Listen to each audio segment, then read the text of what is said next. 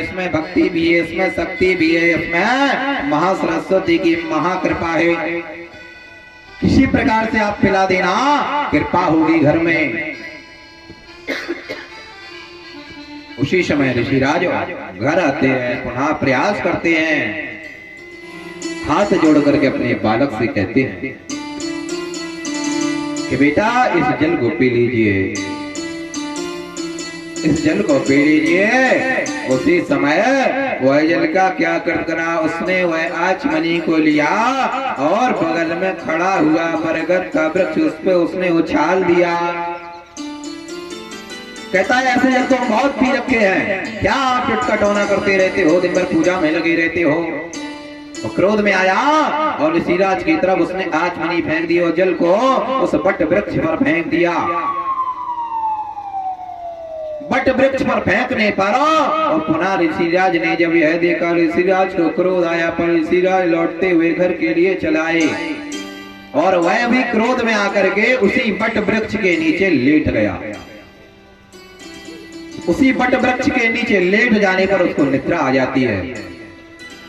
निद्रा आने पर जो है बालक ने वह ऋषिराज के ने जो जल उछाला था उस बट वृक्ष के पत्तों के सारे एक पत्ते से दूसरे पत्ते पर, तीसरे पत्ते से चौथे पत्ते से वह जल गिरता हुआ बूंद बूंद टपकता हुआ जो वहां सो रहा था बालक ऋषि पुत्र, उसके मुख में एक बूंद चला गया। देखिए ऋषिराज माता भगवती कृपा किस प्रकार से करते हैं ऋषि पुत्र पर। एक बूंद जब जल गया तो वह घबरा करके उठ जाता है, नींद खुल जाती है उस बालक की, सोचता है कि वही जल है क्या ये। तब तक वह जल कंठ के अंदर जा चुका था। कंठ के अंदर जब गया तो उसके विचार बदल जाते हैं। विचार जब बदल जाते हैं तो उसको यही आता है कि संसार सागर में कहीं कुछ नहीं, अब तो हमें घर चलना चाहिए और पिताजी को मनाना चाहिए। हमारे पिताजी आज हमें लगता है गुस्सा हो गए हैं। ऐसा विचार बदल गया तो ऐसा माता भगवती का चरणामृत का प्रसाद होता है। ये जल रूप कभी नहीं त्यागना चाहिए, बिल्कुल पान करना चाहिए। पर माता भगवती की जब कृपा है तो वह त्यागे हुए जल को भी वह माता भगवती ने ग्रहण किस प्रकार से किया। इसीलिए आयु को बढ़ाने वाला बट वृक्ष का बताया गया है पेड़। आयु अगर आपको बढ़ानी है तो बट वृक्ष की पूजा करते रहें। इसीलिए माता बहने आपने देखा होगा बट वृक्ष की पूजा करती हैं अपनी पति की आयु के लिए। ये बिल्कुल स्पष्ट देवी भागवत में भी आया है, शिव पुराण में बहुत कुछ रूप में आया है।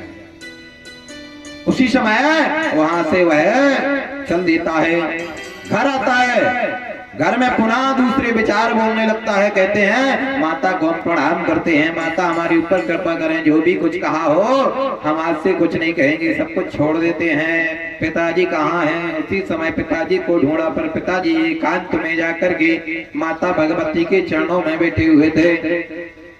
माता भगवती के चरणों में बैठे हुए उसी समय पहुंच जाते हैं। पहुंच करके कहा पुत्र सदतात्म रूप पुत्रस्य चात्म नामना पृथ्वी तले महारूपो भगवती स्वरूपयाम कृतः। आप माता भगवती के चरणों में बैठे हो तो हम भी बैठ जाऊंगा, पर हम आपको पहले प्रणाम कर ले। फिर माता भगवती को इतना जब कहा उसी समय सोचा पुत्र के विचार कैसे बदल सकते हैं। उसी समय सोचा शायद हो सकता है किसी ने समझा दिया हो। इतना कहने के बाद प्रणाम किया और ऋषिराज को प्रणाम करके कहा हम घर चलते हैं, पिताजी आपसे ऐसा कुछ नहीं करेंगे। दुर्भवम नाम नामस्य प्रपंचनाम च नामानि च पृथक पृथक नामस्य किताटुनाम तृणतां भवः। उसी समय कहा आज से हम आपकी सेवा करेंगे। तो माता भगवती की ऐसी कृपा होती है जो माता भगवती का गुणगान करता है। तो उसके बाद उसने उसी नक्षत्र में रेवती नक्षत्र को जाकर के ग्रहण कैसे किया। एक दिन का समय बीता हुआ, विवाह हो रहा था, विवाह की तैयारी लगने लगी। ऋषिराज को याद आ गया कि इसका गंडक योग कहीं दोबारा गड़बड़ ना कर दे। तो उसी पर्वत पर गया जहां ऋषिराज ने श्रापित कर दिया था। मुनियों से संपर्क किया। मुनियों ने कहा कि आप घबराइए नहीं, उसी नक्षत्र में इसका विवाह कर दीजिए, संपूर्ण कृपा होगी। कहा वह नक्षत्र तो हमने क्रोध में आकर के पृथ्वी तल पर गिरा दिया है। वह त्रिभा को मुनि कहते हैं ऋषिराज, ऋषिराज कहते हैं वह तुमने पर्वतों की चट्टानों पर गिरा दिया, वह आज भी जल रहा है। कहा ऐसा नहीं, पुनः वहीं स्थापित कर दो और इसी नक्षत्र में आप इसका अगर विवाह कर देंगे तो संपूर्ण कृपा होगी।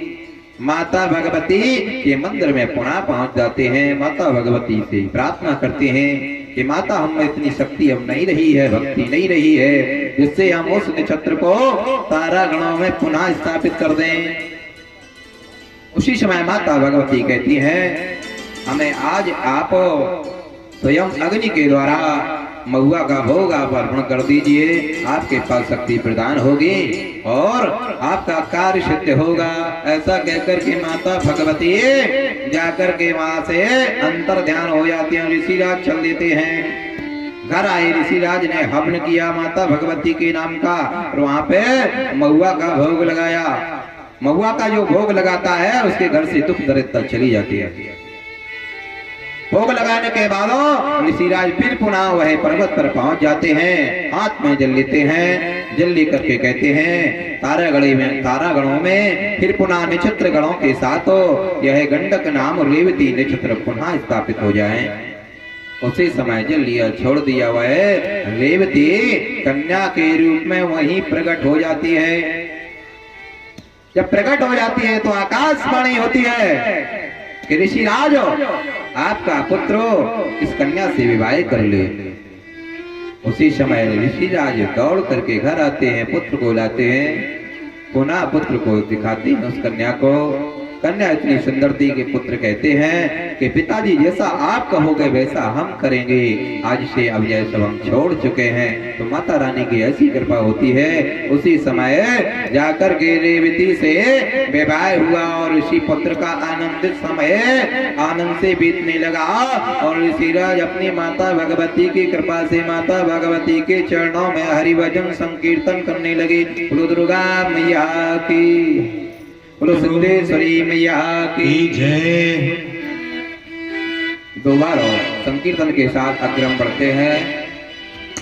आदि शक्ति मां देव भवानी, आदि शक्ति मां देवी भवानी, हे रामैया नमो नमः, हे रामैया नमो नमः।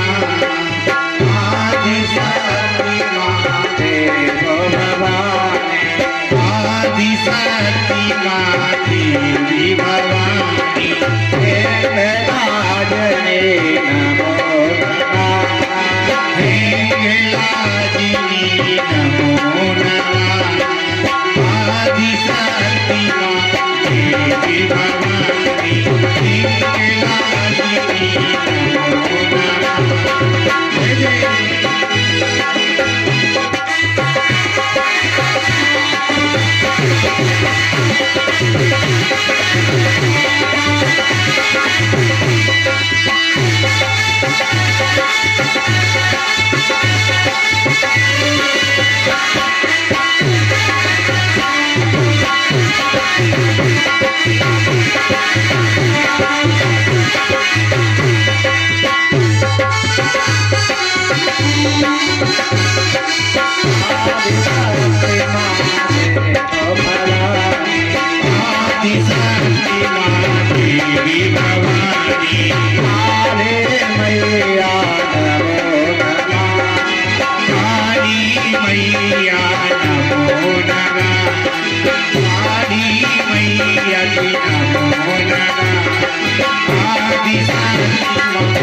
Devi Bhavani, Kali Maiya Namo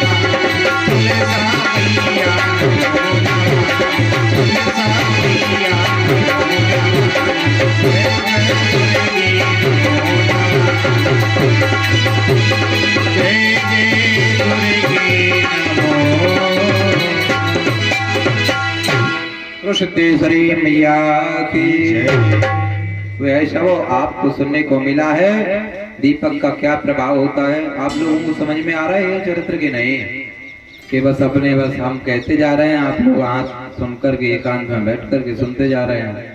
आ रहा है समझ में कि नहीं भाई? क्योंकि भागवत तो सब लोग ज्यादा सुनते हैं तो समझ में जल्दी आने लगता है, और देवी भागवत कम ही होते हैं पुराण अक्सर। हो सकता साल में 2-4 ही होते होंगे, कम होते हैं, क्योंकि कारण उसमें पहले जो चरित्र सुनाया ना हमने उसमें बताया था इसका जो धन मिलता है ब्राह्मणों को वो धन ब्राह्मण घर में यूज नहीं कर सकते।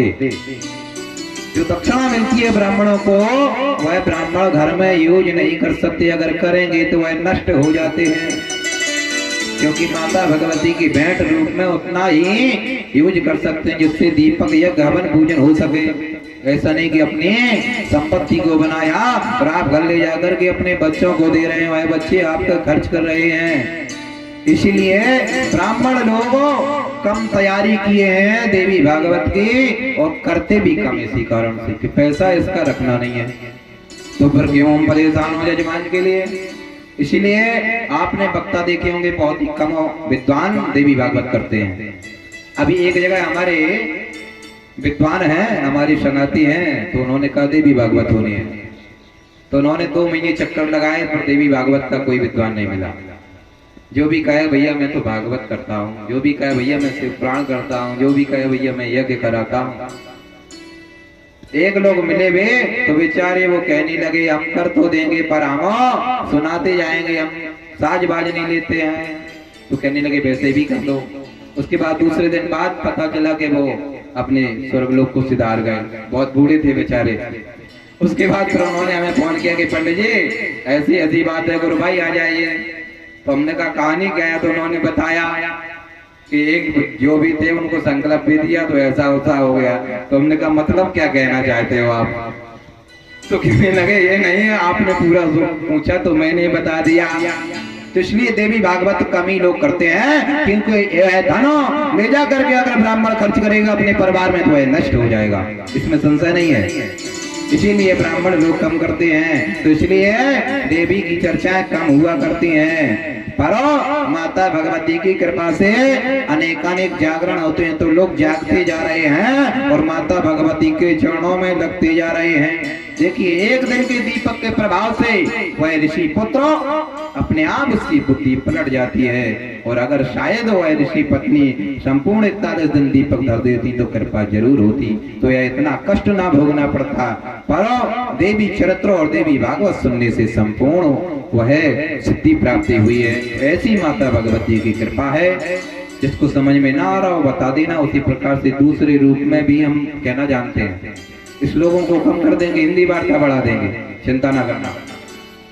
बोलो सिद्धेश्वरी मैया की।